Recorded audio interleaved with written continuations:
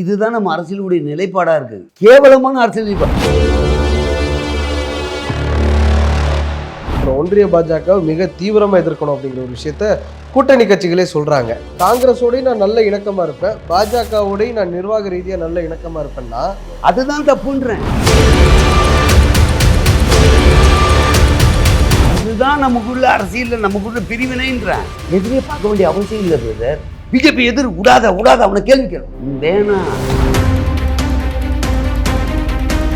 திருப்பி உங்களை தூக்கி போடவும் முடியும். நீங்க இலவசம் கொடுக்குறேன்றதை விட இதுக்கு ஆல்டர்னேட்டிவ் என்ன பண்ண முடியும்? மாநிலம் தான் பாதிக்கப்படும், மக்கள் தான் பாதிக்கப்படுவாங்க. அதுக்கப்புறம் நானே ஆட்சியில் உட்கார முடியும். இப்போ வந்திருக்கிற போராடுறதுக்கு எதிரில் உட்காந்துக்க முடியாது. அந்த களமே வேற. அப்போ அதுக்கேற்ற மாதிரி நீங்க மாறணும். இன்னும் நீங்க அந்த களத்தில் இருக்க மாதிரி இருந்தா உங்களை தப்பாக தான் பிரதிபலிக்கிறதா தெரியும். நீங்க ஒரே கேம் ஆடும்போது இவங்க எப்போ பார்த்தா அப்படின்னு ஒரு குறை வந்துடும். ஏன்னா அந்த கேம் வேற. இதுல எதிர்கட்சிகள் மாற்றப்பட வேண்டிய பல விஷயங்கள் இருக்கு.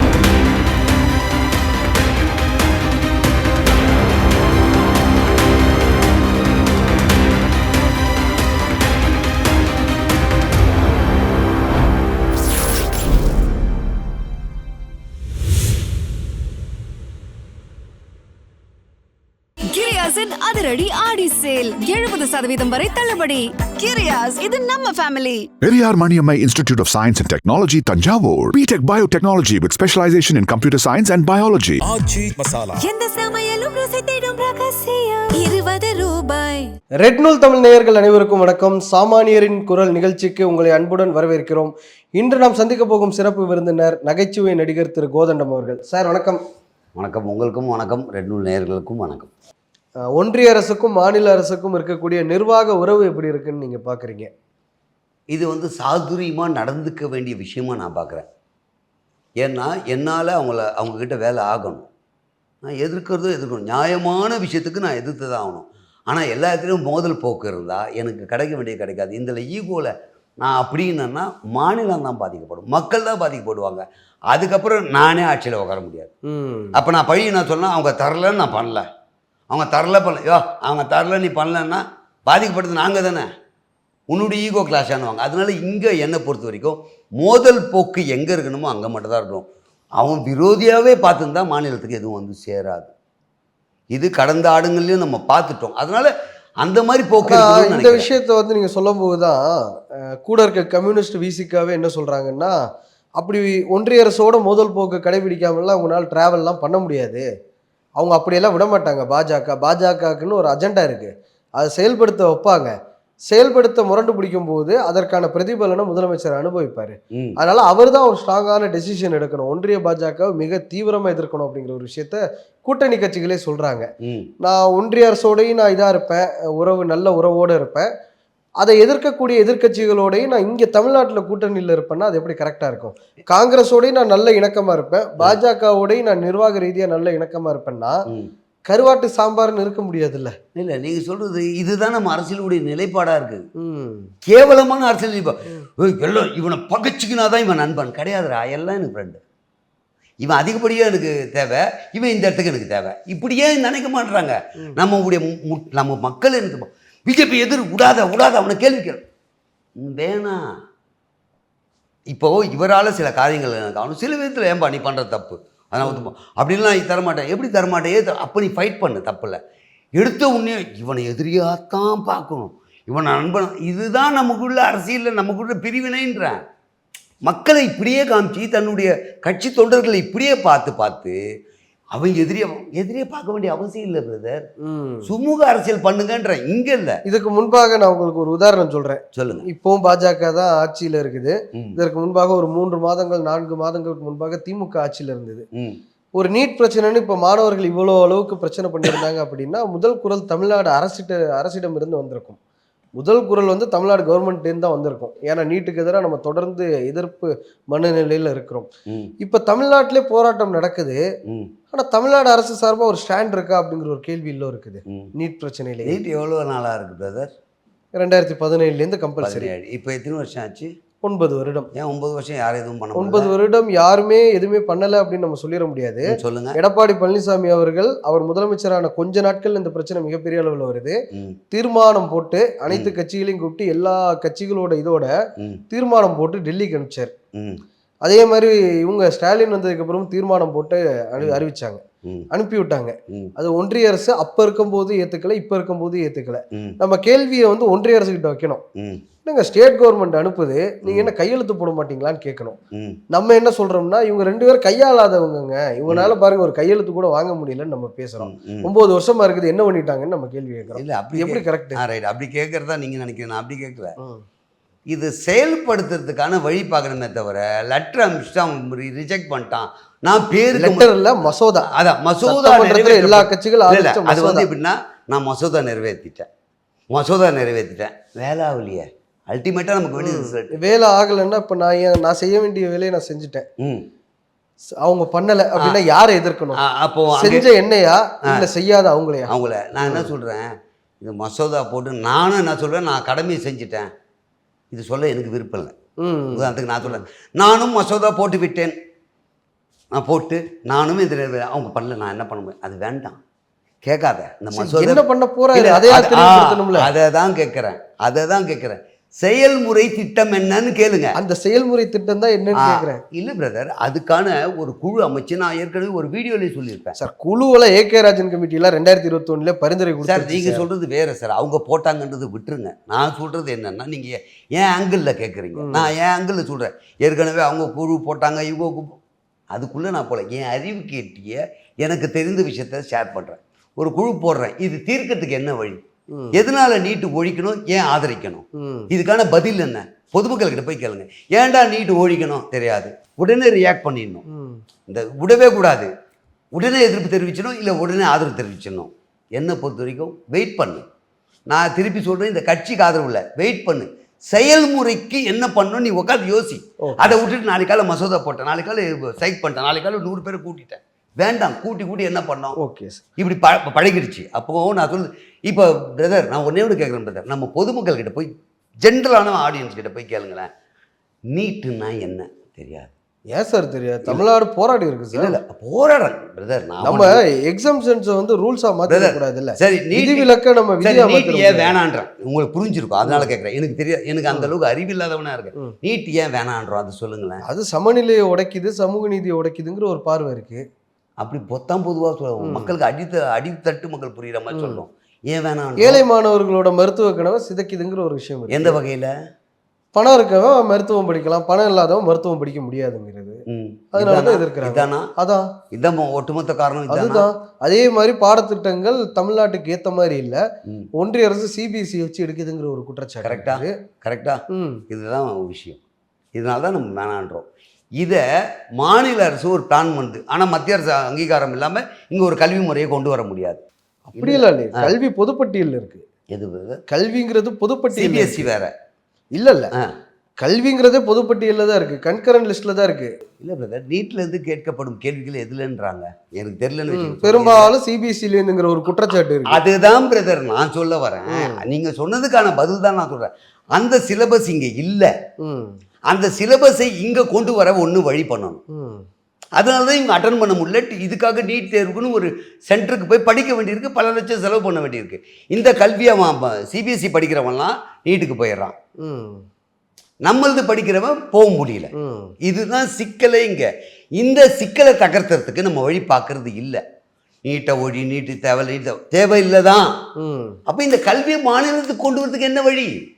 அதை ஆக்கப்பூர்வமா பண்ணுங்கன்ற. ஏன் பாருங்க, கல்வி எப்படி மாநிலத்துக்கு கொண்டு வர முடியும்? 50 வருஷமா கன்கரண்ட் லிஸ்ட்ல இருக்கும்போது திடீர்னு நீங்க மெஜாரிட்டி கவர்மெண்ட் இருக்கும்போது கொடுன்னா கொடுத்துருவாங்களா என்ன? அதுதான் சொன்னேன். இப்ப நீங்க சொன்னீங்கல்ல, நான் அதான் சொன்னேன், இந்த கல்வி முறையை மாற்ற முடியுமானா பொதுவும் நீங்க. இதுதான் சிக்கல்ன்ற. நானு இந்த சிபிஎஸ்சி சிலபஸ்ல இருக்கிறதா எழுத முடியுது, நம்ம பசங்களால் எழுத முடியல, டியூஷன் சென்டர் போக முடியல. அப்ப இந்த கல்வி திட்டத்தை என்னவா மாற்ற வேண்டியிருக்கு? என்ன மாத்தினா இவங்களும் நீட் தேர்வு எழுத முடியும்? ஆக்கப்பூர்வமா அப்படி ஏதாவது பண்ணுங்கன்ற. அதுக்கு போராடலாம், தப்பு இல்லை. இவங்க பண்ணவே மாட்டாங்கன்னா எவ்வளவுதான் போராடுறது? ரைட்டு, போராடிக்கிட்டே இருக்கலாம், இன்னும் 45 வருஷம் போராடலாம், நீக்கவே மாட்டாங்க.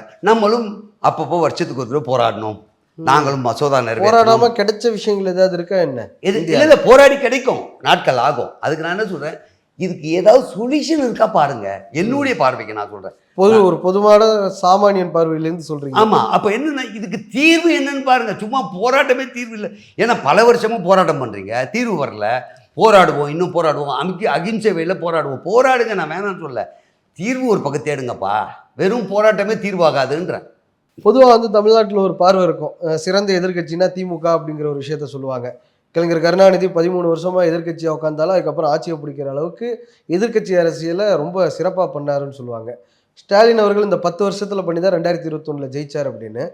இப்போ எதிர்க்கட்சி அரசியல் எப்படி பண்ணுறாங்கன்னு நீங்கள் திமுகவை நினைக்கிறீங்க? எதிர்க்கட்சி அரசியல் வந்து என்னை பொறுத்த வரைக்கும், அஃப்கோர்ஸ் அதிமுக எதிர்க்கட்சி வரிசையில் தான் உட்காந்துருக்காங்க, ஆனால் திமுக தான் அந்தஸ்து வந்திருக்கு. ஆமாம், எதிர்க்கட்சின்ற அந்தஸ்து திமுக. அவங்களுடைய நிலைப்பாடே கொஞ்சம் மாற்றணும்னு நான் நினைக்கிறேன். நான் அந்த கட்சியை குரலாம் சொல்லலை, அது பயத்தினால கிடையாது. இருக்கிற ஃபேக்ட், உண்மையை பேசி காலத்துக்கு ஏற்ற மாதிரி காலத்துக்கு ஏற்ற மாதிரி தான் எதிர்க்க உட்காந்துற நம்ம போட்டியாளர் யார்? அதிமுகவுடைய கொள்கை கோட்பாடு வேற. நீங்களும் அவங்களும் ஒரே கோர்ட்டில் வந்து சில முன்பின்ன பழக்கப்பட்ட எதிரி. அப்போ பண்ண முடியும். இப்போ வந்து இருக்கிற போராடுறது உங்கள் எதிரில் உட்காந்துருக்குது யார்? அந்த களமே வேற. அப்போ அதுக்கேற்ற மாதிரி நீங்கள் மாறணும். இன்னும் நீங்கள் அந்த களத்தில் இருக்க மாதிரி இருந்தால் உங்களை தப்பாக தான் பிரதிபலிக்கிறதா தெரியும். ஏன்னா அந்த கேம் வேற. நீங்கள் ஒரே கேம் ஆடும்போது இவங்க எப்போ பார்த்தா அப்படின்னு ஒரு குறை வந்துடும். இதில் எதிர்க்கட்சிகள் மாற்றப்பட வேண்டிய பல விஷயங்கள் இருக்குது. ஒன்று. இன்னொன்று என்னென்னா, இன்றைக்கி இருக்கக்கூடிய இளைஞர்கள் அரசியல் தெரிஞ்சுக்கிறாங்கன்னு சொல்கிறேன் இல்லையா? திமுகவில் இருக்கக்கூடிய நண்பர்கள் ரொம்ப அதில் ஒரு ஆர்வமாக அரசியலுக்கு புதுசாக வந்திருக்கலாம்னு நினைக்கிறேன். ஐ திங்க் அவங்க என்ன பண்ணுறாங்கன்னா, இருக்கிற குறைகள் சொல்லாமல் இண்டிவிஜுவலாக தாக்கும் போது என்ன ஆயிடுதுன்னா, இன்னும் அதுடைய பலத்தை சேர்த்து விட்டு போயிடுறாங்க. எது எது சொல்கிறீங்க? திரைப்படத்தை பற்றி பேசுகிறாங்க, நமக்கு தேவையில்லை. எந்த திரைப்படம்? அவருடைய படம் ரிலீஸ் ஆச்சு, அதை பற்றி பெருசாக போடணும். நான் என்ன சொல்கிறேன், அது இல்லை. நீங்கள் கேட்டிங்கல்ல, இங்கே பாலியல் பிரச்சனை இருக்குது, விலைவாசி உயர்வு, இதை பற்றி பேசணும். அதை விட்டு அவர் படம் ஓடவே இல்லை, ஓடுமா, ஏற்கனவே ஆயிடுச்சு, படம் ஃப்ளாப், இது அரசியல் கிடையாதுன்றேன். அது யார் சார் பேசுனா? படம் ரிலீஸ் ஆகும்போது இது உதயநிதி ஸ்டாலினோ அதை பற்றி அவங்க பேசல சார். அவங்க தான் கட்சிக்காரங்கன்னு நீங்கள் நினச்சிங்கன்னா தப்பு. இல்லை, அடிமட்ட தொண்டர் இருக்காங்க சார். இப்போ அடிமட்ட தொண்டரும் பேசுகிறது தான் கட்சியுடைய கொள்கை. பேச அவங்களால தான் கிரிப்பே. கடைகோடி மக்களுக்கு கொண்டு போய் சேர்க்கறது தொண்டர்கள் தான். தலைவர் பேசுனதை அன்னைக்கு கேட்கல நான். இன்னொருத்தர் வந்து டீக்கல்லே உட்காந்து பேசும்போது கூட நம்ம தலைவர் என்ன சொல்லியிருக்காரு பார்த்தியான்னு கொண்டு போய் சேர்க்குது. ஸோ அங்கே இருக்கிறவங்க என்ன பண்ணுறாங்க? ஆரோக்கியமான அரசியலை பேசணுங்கிறீங்க. ஆரோக்கியமாக மட்டும் இல்லை, தவறை சுட்டி காட்டுங்கன்றேன். எதிர்கட்சிகள் கண்கொத்தி கழுகா வந்து வாய்ப்பை தான் பார்ப்பாங்க. எதுலையா தவறு பண்ணுவாங்களா, நம்ம ஸ்கோர் பண்ண முடியுமான்னு தான் பார்ப்பாங்க. ஓகே, அது தவறை சுட்டி காட்டுங்க அப்படின்னா அவங்க எவ்வளோ காலத்துக்கு சுட்டி காமிச்சிட்டு இருப்பாங்க. ஒரு ஸ்டேஜில் அவங்க அரசியல் ஆதாயமாக மாற்ற முடியுமா தானே எதிர்கட்சிகள். இல்லை, அப்போ நீங்கள் சொல்கிறது தான் இப்போ தப்பு. பொதுவாகவே எதிர்கட்சி ஆதாயத்தை தேடுகிறதுன்றது தப்பு இல்லை. எந்த எதிர்கட்சி வந்தாலுமே அப்படி தான் பண்ணுவாங்க. அதுதான் தப்புன்றேன். ஆதாயத்தை தேடுவது எதிர்கட்சி அல்ல, சரியான போக்கில் எடுத்து சொல்லுவது அதுதான் எதிர்கட்சி. எனக்கு ஆதாயம் இருக்கா, அவன் தப்பு பண்ணிட்ட பார்த்துங்க, அது எதிர்கட்சிக்கான அழகே இல்லைன்றேன். அப்புறம் என்ன 75 ஆண்டு கால கட்சின்றது? தவறை துணிஞ்சலா கேட்டு நீ இதை தப்பு பண்ண, இதை மாற்றி இதை செய்யணும் கேட்கக்கூடிய ஆற்றல் படைத்ததாக செயல்பட வேண்டும். அதற்கான விஷயம் இருக்கணும். களம் புதுசு. நீங்கள் 75 ஆண்டு காலமாக இருந்த களமே வேற. இப்போ இருக்கிற எதிரிக்கு உடைய உங்களுடைய பார்வைக்கும் வித்தியாசம் இருக்குன்றேன். நீங்கள் அந்த நோக்கில் போகணுன்ற இன்னொரு குற்றச்சாட்டு எதிர்கட்சிகள் சார்பாக என்ன முன்வைக்கிறாங்க அப்படின்னா, எதுக்கு எடுத்தாலும் இதற்கு முன்பாக ஆண்ட அதிமுக திமுக தான் காரணம்னு சொல்லிகிட்டே இருக்கிறாங்க. இன்னும் எவ்வளோ காலத்துக்கு இதை சொல்ல போகிறாங்க அப்படிங்கிற ஒரு விஷயத்தை அவங்க கேள்வியாக கேட்குறாங்கல்ல. அது தவறான போக்கு. ஆனால் அளவுகோல் இருக்குது பிரதர். இவங்க குற்றச்சாட்டுக்கு அளவுகோல் இருக்குது. எதை வந்து அவங்க மேலே சாட்டுறாங்க அப்படின்னு ஒன்று இருக்குது. இதுக்கு இவங்களை சொல்ல வேண்டிய அவசியமே இல்லைங்க. இது இவங்களே செயல்படலாம். சிலது அவங்கள தாங்க சொல்லணும். ஏன்னா அதனால தான் இந்த பாதிப்புங்க அப்படின்னு சிலது தொடர முடியும். அதனால் வந்தது எல்லாத்தையும் பொதுவாக அவங்க மேலே பழி போடுறது யார் போட்டாலும் தவறு தான். அந்த அளவுகோல் என்னன்னு பாருங்கள். மக்களே நம்மளே யோசிக்கணும். இது அங்கே போடுறது நியாயமா? நிதி சுமைன்றது இருக்குது. அதுக்காக அவங்க சொன்னாங்கல்ல, கடன் சொன்னாங்க தான்ப்பா. அப்போ நிதி சுமையோடு செய்ய முடியுமா? அப்போ செய்ய முடியாது. அப்போ நம்ம ஏற்றுக்கணும். இதை செய்ய முடிஞ்சு பழி போடுறாங்கன்னா நம்ம குறை சொல்லணும். இந்த பார்வையாக தான் பார்க்கணும்னு நினைக்கிறேன். ஸோ பொதுவாக அவங்க சொல்கிறதும் தவறு. அதே மாதிரி நம்ம வந்து எல்லாத்தையும் ஏற்றுக்க வேண்டிய அவசியம் இல்லை. அந்த அளவுகோல் போட பார்க்கணுன்றேன். இன்னொரு விஷயம் என்ன சொல்கிறாங்க அப்படின்னா, தேர்தல் வாக்குறுதிகள் நிறையா கொடுத்துருந்தாங்க.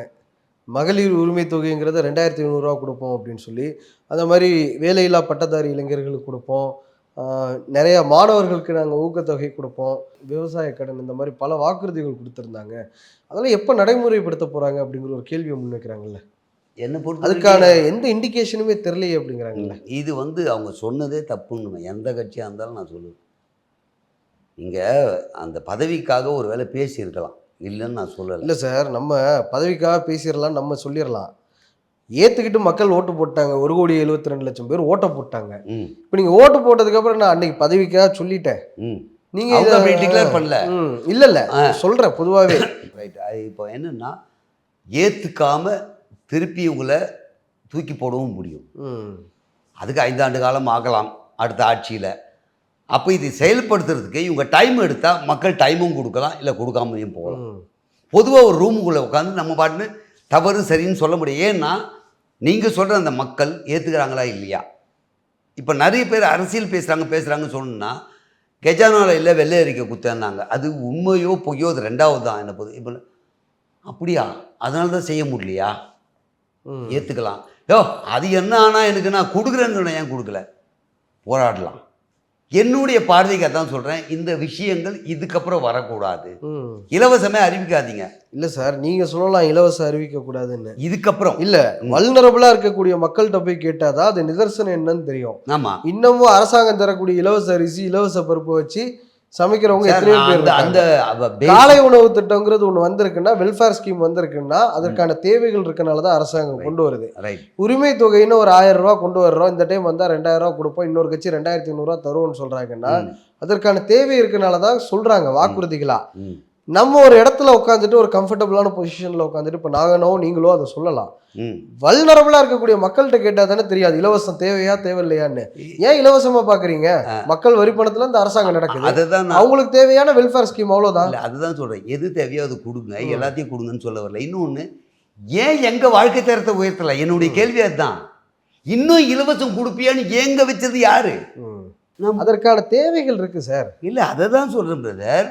நான் வாழ்க்கை தரத்தை, அவனுக்கு வேலை வாய்ப்பு பெருக்கு, தரமான கல்வியை கொடு, நான் சொல்ல வருது மருத்துவத்தை கொடு, இதெல்லாம் கொடுக்கும் போது அவனுக்கு தன்னம்பிக்கை கொடு. நான் கையேந்த கூடாது, இது என் தன்மான பிரச்சனை. என்னுடைய வரிப்பணமாக இருந்தாலும் எனக்கு வேணான்ற இடத்துக்கு என்ன கொண்டு வந்திருக்கணும். என் மனோநிலையை நீங்கள் மாற்றிருக்கணும். நான் உழைக்கணும்னா எனக்கு வேலை கிடைச்சிடும், வேலை கிடைக்காதாலும் எனக்கு பிரச்சனை. வேலை வாய்ப்பு பெருகி, அதாவது மக்கள் தொகை ஜாஸ்தி நான் இல்லைன்னு சொல்ல, என்னுடைய கான்ஃபிடென்ட்டை நீங்கள் குறைச்சா தானே சார் நான் எதிர்பார்ப்பேன். அது தன்மானமே இல்லாத ஒரு எண்ணத்துக்குள்ளே போயிடுவோம்ல. நான் சொல்ல வர்றது, திருப்பி சொல்கிறது அவங்கக்கிட்ட ஒன்றே ஒன்று தான். நீங்கள் இலவசம் கொடுக்குறேன்றதை விட இதுக்கு ஆல்டர்னேட்டிவ் என்ன பண்ண முடியும்? இப்போ மழைநீருக்காக நான் ஒரு விஷயம் சொல்லியிருந்தேன் ஏற்கனவே, இப்பவும் சொல்கிறேன். வருஷம் ப்ரெட்டு பன்னு எல்லாத்தையும் வாங்கி கொடுத்து, பாயை கொடுத்து, கொசுவத்தி கொடுத்து, பால் வாங்கி கொடுத்து பண்ணுறதை விட மழை தண்ணி போகிறதுக்கு ஒரே திட்டமாக முடிச்சிருங்க. தண்ணியை தேங்கி நிற்காது. இவனை ஸ்கூலில் போய் நிற்க வைக்கிறதும், பெட்ஷீட்டோ கூடுக்கிறதும் வருஷம் இது நடக்குது. அப்போது மூலம் என்ன, அதுக்கான சொல்யூஷன் என்ன? இப்போ கரூரில் செப்டம்பர் மாதம் இறந்த இந்த தாவேக்காவோட பொதுக்கூட்டத்தில் கலந்துக்கிட்டவங்களில் சில பேர் இறந்தாங்க, ஒரு 41 பேர் இறந்தாங்க. அதில் இருக்கக்கூடியவங்களில் குடும்பத்துக்கு ஏற்ற மாதிரி, குடும்பத்தினருக்கு தகுதிக்கு ஏற்ற மாதிரி சில டிஎன்பிஎஸ்சி பணிகள் வழங்கப்பட்டது. நீங்களும் பார்த்துருப்பீங்க. அரசு வேலைவாய்ப்புங்கிறது வழங்கப்பட்டது. நிறைய விமர்சனங்களை எதிர்க்கட்சிகள் முன் வச்சாங்க, கூட்டணியில் இருந்தவங்களே முன் வச்சாங்க. கம்யூனிஸ்ட் 2 கம்யூனிஸ்ட்டும் விமர்சனம் பண்ணாங்க. இப்போ கோர்ட் வந்து தடை கொடுத்துருக்கு, அதுக்கு இடைக்கால தடை கொடுத்துருக்குது. நீங்கள் எப்படி பார்க்குறீங்க இது? ஆக்சுவலாக இதை ஒரு வேளை கொடுத்துருக்கலாம், அது கட்சி சார்ந்து இல்லை, கொடுத்துருக்கலாம். அப்போது வந்து எம்ப்ளாய்மெண்ட்டில் பதிவு பண்ணுறவங்க படித்தவங்களுக்கு கிடைக்கலையா, இந்த இது சீட்டு மொத்தம் அவங்களுக்கு போயிடுதுன்றீங்க. ஒரு வேளை இப்போ 100 தான் இருக்குன்னா 142 ஆக்கி இவங்க ஒரு கொடுத்துருக்கலாம் ஒரு வேளை. இன்னொன்று என்னென்னா, டிக்ளேர் பண்ணுங்கள் இப்போ என்னன்ட்டு.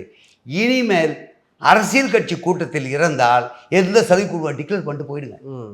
இது ஏன் டிக்ளேர் பண்ண மாட்டேங்குது? இது ஏன் வளர்த்துக்கிட்டே போகிறீங்க?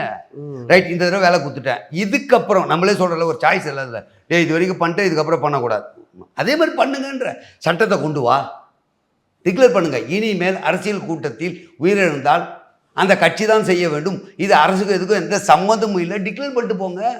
கொடுத்தாங்களே, இப்படி ஒரு டிக்ளேர் பண்ணுங்க, இப்படி ஒரு சட்டத்தை கொண்டு வாங்க. உங்கள் அரசியல் கூட்டம் என்பது உங்கள் தனிப்பட்ட விஷயம். பாதுகாப்பு கொடுக்க முடியும், ஏதாவது அசம்பாவிதம் இருந்தால் கட்சி தான் செய்ய வேண்டும் நீங்கள் சொல்லிட்டு போகலாமே. அப்படிதான் பண்ணியிருக்கணும். இல்ல கள்ளக்குறிச்சியில வந்து இப்ப கள்ளசாராயம் குடிச்சிட்டு இறக்குறாங்க, அவங்களுக்கு 10 லட்சம் கொடுக்குறாங்க. அப்படி இருக்கும்போது இவங்களுக்கு அரசு வேலை கொடுக்கறதுல என்ன தப்பு அப்படிங்கிற ஒரு கேள்வியும் வருது இல்ல. அதான் இவங்க நியாயம் இவங்க சொல்றாங்க. இதுக்கு எது கள்ளக்குறிச்சியில இப்ப இறந்த குடும்பத்துக்கு வந்து 10 லட்சம் ஏன் கொடுக்குறாங்கன்னா பெரும்பாலும் ஆண்கள், அந்த குடும்ப தலைவர்கள் அவங்க இறந்துட்டதுனால, கள்ளக்குறிச்சியில ஒரு கள்ளச்சாராயம் குடிச்சிட்டு இறந்துட்டதுனாலே அந்த குடும்பத்தை அப்படியே அம்போன்னு விட்டுட்டு போயிடக்கூடாதுன்னு அரசு ஒரு நிவாரணத்தை அறிவிக்குது. ஓகே, இது நிறைய பேர் வரவேற்கவும் செஞ்சாங்க, நிறைய பேர் எதிர்க்கவும் செஞ்சாங்க. 2 விதமான பார்வை இருந்தது. இதுக்கு 2 விதமான இதுலயுமே நிவாரணம்ங்கிறது கொடுக்கப்பட்டிருக்கு. அரசு சார்பா 10 லட்சம்ங்கிறது கொடுக்கப்பட்டிருக்கு, கட்சி சார்பா 20 லட்சம்ங்கிறது கொடுக்கப்பட்டிருக்கு. அதன் பிறகும் ஒரு அரசு பணி கொடுக்கணுங்கிறது எந்த விதத்துல நியாயம்னு கேட்குறாங்க. இல்லை யாருக்கு? இந்த 41 பேருக்கு இல்லை, அதுதான் பிரதர் நான் தான் சொல்கிறேன்னே. இப்போ என் கட்சி மெம்பர் அப்படின்னும் நான் இறக்கப்பட தான் செய்வேன். பொதுமக்களாக நான் பார்க்கும்போது நான் கொடுக்காதேன்னு சொல்லலாம். நாம் தமிழர் கட்சி கடந்த முறை வந்து 8% ஓட்டு வாங்கினாங்க, கிட்டத்தட்ட 40 லட்சம் ஓட்டு வாங்கினாங்க. இந்த முறை சரிபாதியாக உடஞ்சிருக்கு. அவங்களுடைய இந்த சரிவுக்கு என்ன காரணம்னு நீங்கள் நினைக்கிறீங்க? விஜய் அவர்களுடைய வருகை வந்து நிறைய கட்சிக்கு பாதிப்பு ஏற்படுத்தியிருக்கு. திமுகவிற்கு வந்து சிறுபான்மையினர் ஓட்டில் ஒரு டென்ட் விழுந்திருக்கு. அதிமுகவில் அடிப்படையில் இருக்கக்கூடிய தொண்டர்களே நிறைய பேர் ஒரு கரிஷ்மா லீடர்ஷிப்பை தேடி போயிருக்கிறாங்க. விசிகால தலித் ஓட்ஸ் நிறைய ஷிஃப்ட் ஆயிருக்கு, மேஜராக ஷிஃப்ட் ஆயிருக்கு அப்படிங்கிற ஒரு விஷயத்த சொல்கிறாங்க. நாம் தமிழரில் இளைஞர்களோட ஓட்டு ஷிஃப்ட் ஆயிருக்கு. குறிப்பாக நாம் தமிழரோட சரிவுக்கு என்ன காரணம் நீங்கள் பார்க்குறீங்க? எனக்கு தெரிஞ்சு ஆரம்பத்தில் நாம் தமிழருக்கு சராசரியாக இருக்கிறவங்க எல்லாருமே பார்த்தாங்க. ஏன்னா அவருடைய பேச்சு தொலைநோக்கு பார்வையோடு இருந்தது. ஒரு எலி, புலி, எறும்பு கூட ஏன் வாழணும்னு சொல்லியிருந்தார். வாழ்க்கையின் இந்த நாட்டுக்கு தேவையான எல்லாமே சொல்லியிருந்தார். இப்போ அது நிலைப்பாடு மாறிட்டு வர்றது ஏற்றுக்க முடியல. இதுதான் அவருடைய நிலைப்பாடு மாறி இருக்கிறதா பார்வைக்கு அப்படி தெரியுது. அது உண்மை என்னன்னு நமக்கு ரொம்ப டெப்த்தாக போய் பார்க்கல. பட் அதுதான் அவருக்கான சரிவு தவிர வேறு எந்த கட்சியால் சரி. ஏன்னா அந்த கட்சிக்கான கூட்டம் எங்கேயும் மாறாத கூட்டம். ஏன்னா அவர் பேசி பல விஷயங்களை அவங்க பதிவு வச்சு தான் வந்தார். ஆனால் அதுலேருந்து முரண்படும் போது அவங்களே வந்து இல்லை, நம்ம இந்த காரணத்துக்காக தான் இது உள்ளே இருந்தோம், அந்த காரணம் தாண்டி போகும்போது நான் இங்கே இல்லைன்னு வெளியே வந்தாங்க. அதுதான் முக்கியமான காரணமாக நான். ரொம்ப நன்றி சார், இவ்வளவு நேரம் எங்களுக்காக நேரம் தந்து நேர்காணல் தந்ததற்கு. ரொம்ப விரிவாக நிறையா பதில்கள் சொன்னீங்க, ரொம்ப பொறுமையாகவும் சொன்னீங்க. எது எப்படியாக இருந்தாலும் அரசுக்கு நீங்கள் சொன்ன அறிவுரைகளாக இருந்தாலும் சரி, இல்லை நம்ம பண்ணுற விமர்சனங்களாக இருந்தாலும் சரி, போய் சேர்ந்து மக்களுக்கு நல்லது நடந்தால் ரொம்ப சந்தோஷம். சாமானியரின் குரலும் அதை தான் எதிர்பார்க்குது. ரொம்ப நன்றி. மிக்க நன்றி சார். கிரியாஸின் அதிரடி ஆடி சேல் 70% வரை தள்ளுபடி. கிரியாஸ், இது நம்ம family. Periyar Maniammai Institute of Science and Technology, Tanjavur. BTech Biotechnology with specialization in computer science and biology. ஆச்சி மசாலா. எந்த சமையலும் ருசி தேடும் ரகசியம் 20 ரூபாய்.